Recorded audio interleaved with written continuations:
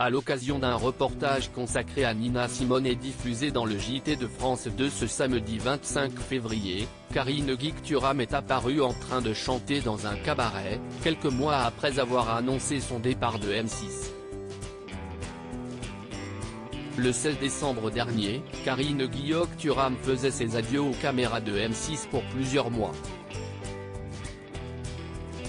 La journaliste du 12.45 a décidé de mettre de côté son métier de janvier à août pour se lancer dans la musique. Je nourris un projet musical depuis de très nombreuses années. J'ai toujours écrit, chanté et composé, nous avait-elle confié en exclusivité. Et depuis, c'est Nathalie Renaud qui est en charge de présenter les informations le midi. La veille de son départ, elle poussait la chansonnette à la télévision, et bluffait Xavier Desmoulins, pour faire son coming out de chanteuse.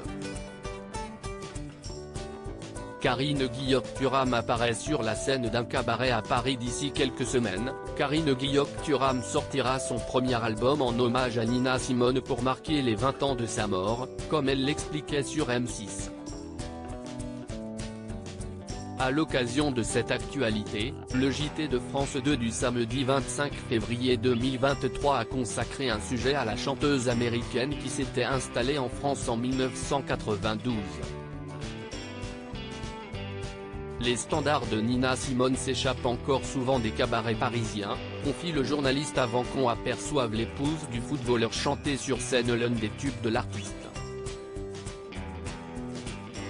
Très à l'aise avec son micro, elle s'est rapidement approprié l'estrade du New Morning, moins de 2 mois après son départ de M6.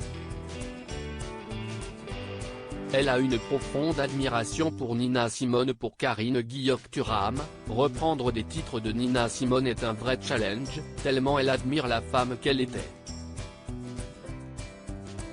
Il n'y a aucun effet dans sa façon de chanter.